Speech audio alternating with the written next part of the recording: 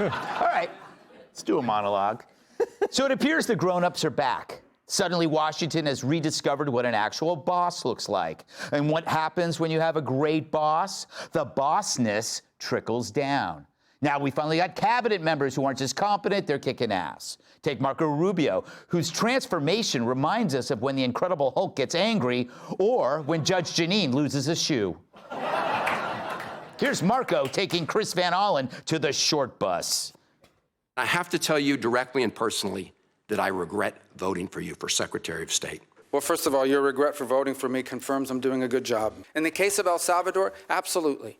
Absolutely. We deported gang members, including the one you had a margarita with. And that guy is a human trafficker, and that guy is a gangbanger, and the evidence is going to be clear in the days to come. You're going to see who you went to defend. I'm sorry, Mr. Chairman. Secretary Rubio has the floor. Mr. Chairman, he can't make unsubstantiated comments like that. Secretary Rubio has the floor. You've had your time. Secretary Rubio should take that testimony to the federal court of the United States because he hasn't done it under oath. Here's another point, okay?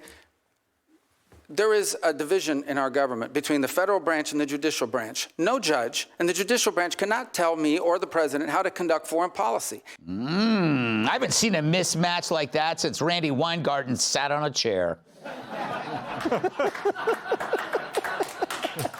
And it's only possible when you got the wind of Trump at your back and no fear of the wind coming from the flatulent left-wing mob. And Rubio's not alone. The entire cast of unintimidated ass kickers is growing real fast. Just take a look at this murderer's row. If I offend anybody today, I don't give a I don't give a what you think about me.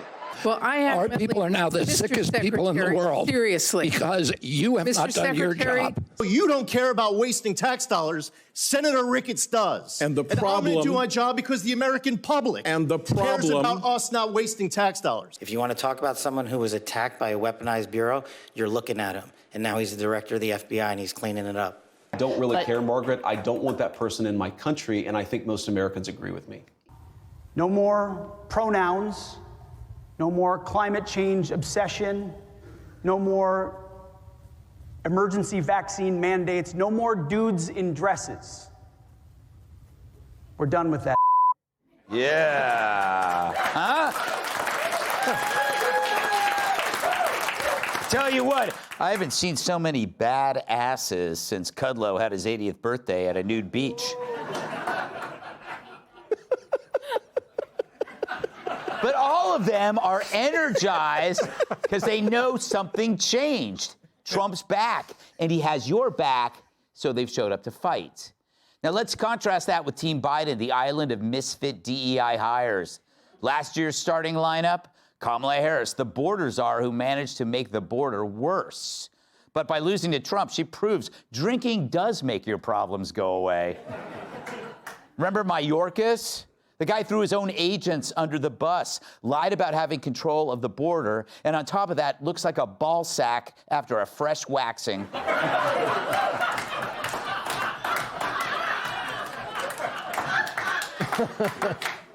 Pete Buttigieg went on a 3-month paternity leave before they even knew he was gone, let alone pregnant. This guy was as useless as crowd control at a Jesse Waters book signing. Secretary of State Blinken became a Nero in mom jeans, playing guitar while our foreign policy burned. 13 service members died under his watch. Luckily, his boss totally forgot about it. Lloyd Austin, our defense secretary, hid that he had prostate cancer. Where have we heard that before? Do you realize that means at one point our military had no commander-in-chief and no secretary of defense? If Aruba decided to invade us, we would have been But I guess that's how you get a mentally ill dude in charge of nuclear waste who moonlights as a luggage thief. Under Biden, staffers were taking it in the ass at a Senate conference room and filming it. I was not there. And what about Binder, right, whose job was to sell us all this? She instilled confidence in this administration the way The View instills confidence in Weight Watchers. Didn't matter because the media played along. Hell, they carried so much water, camels tried to have sex with them. But there was no top guy, and it showed with the rest of these clock watchers. When your boss inspires naps instead of nerves, success is never an option because failure is expected. I think the Biden administration's motto was, we do less before 9 a.m. than dead people do all day. But now it's changed. Entire departments, they're not worried about disappointing the media or the bureaucrats. They want to please Trump and, by extension, all of us. Trump knows leadership doesn't come from special days, hashtags, and platitudes about inclusion. It comes from expectations. It comes from pressure and a vision for what's great. Which is why we went from a president who forgot names to a White House who's kicking ass and taking them. Let's welcome tonight's guest. His wardrobe is sometimes used to wake coma patients. Host of Making Money on Fox Business, Charles Page. His idea of a hot foursome is a barbershop quartet. Fox News contributor Tom Shalhoub. They say laughter is the best medicine, which is why he's banned from hospitals. Actor and comedian Steve Byrne. And she's our favorite, Madison, after James and Square Garden. Fox Business correspondent Madison Allworth.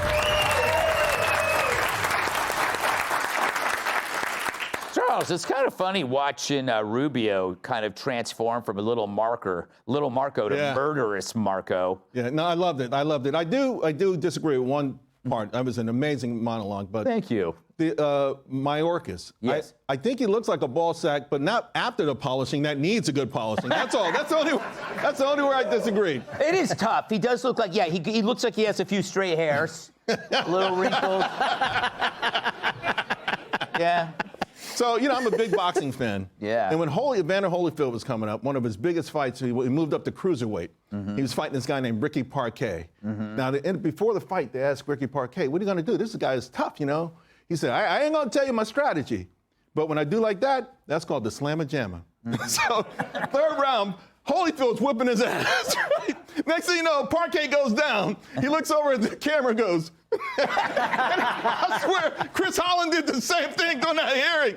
He looked over one time, he's like, Rubio's whipping my ass. Slamma-jamma.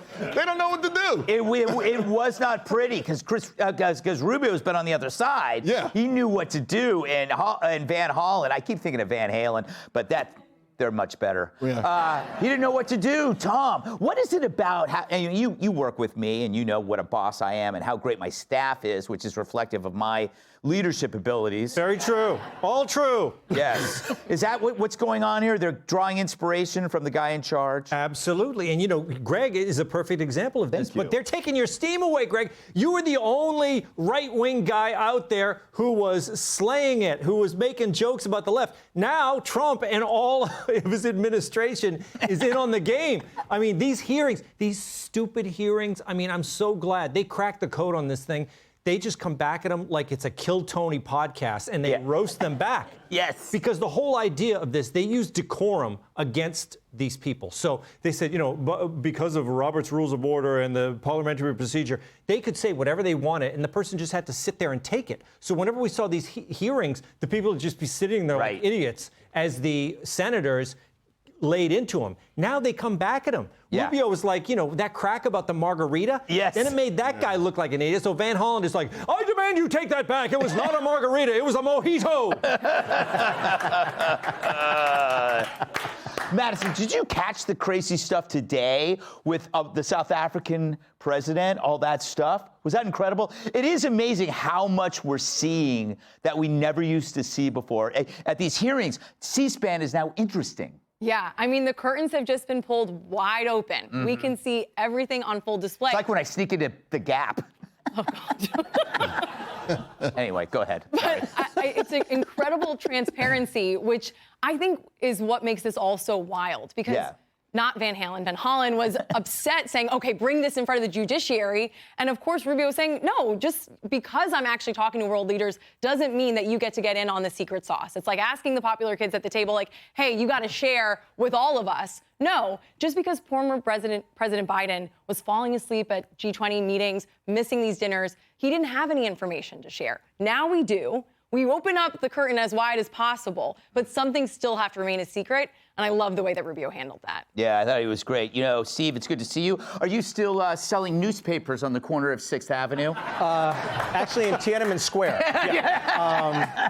No, look, that Rubio was inspiring. It was great. And it's like, to Tom's point, it's like once it's in the ether, it's like, yeah, I take it back. It's like, it's already on Twitter. I mean, that's what people remember.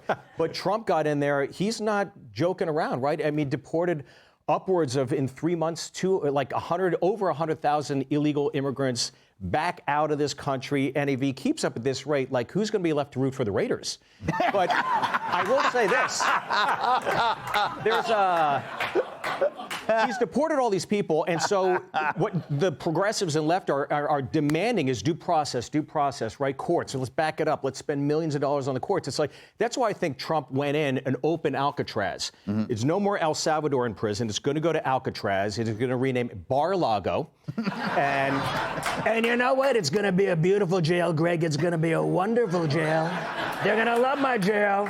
Let me tell you, the inmates love my jail. The inmates, you know what the inmates say to me, Greg? The inmates, when their sentence is up, they say, I don't want to leave, I want to stay. I say, stay. I don't want you to leave.